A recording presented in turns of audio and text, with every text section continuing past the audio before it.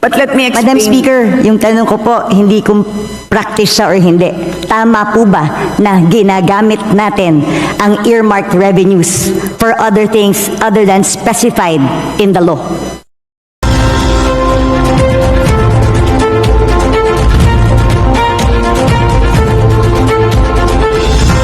Vehicles ang nakapasok sa crop.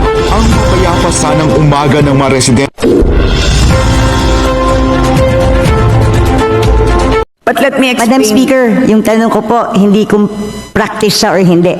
Tama po ba na ginagamit natin ang earmarked revenues for other things other than specified in the law?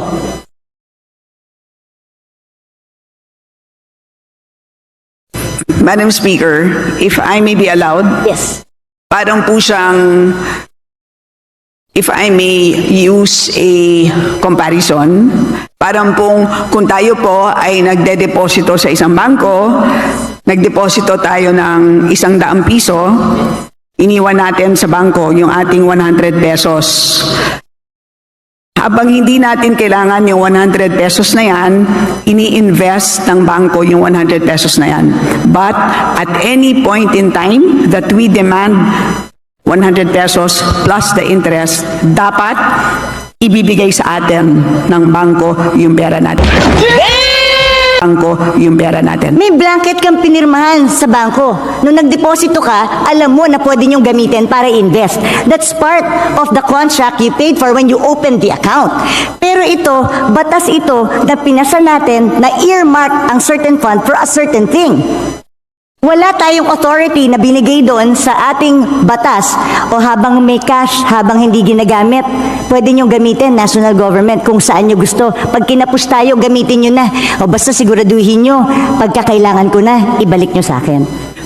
Finish na. Pwede nyo gamitin para invest. That's part of the contract you paid for when you opened the account. Pero ito, batas ito na pinasa natin na earmark ang certain fund for a certain thing. Wala tayong authority na binigay doon sa ating batas o habang may cash, habang hindi ginagamit, pwede nyo gamitin, national government, kung saan nyo gusto. Pag kinapos tayo, gamitin nyo na. O basta siguraduhin nyo, pagkakailangan ko na, ibalik nyo sa akin. Kung may problema po ang ating kagalang-galang na BH Herrera, again, of course, Wait a minute. Who are you? problema po ang ating kagalang-galang na BH Herrera, again, of course, she's free to file a resolution, file an inquiry, file or solicit an opinion from the DOJ. So, Madam Speaker, paano nga pag hindi na ibalik? Paano kung walang pera yung gobyerno? What happens now? Because ginamit natin for other things, pinambayad natin ng utang.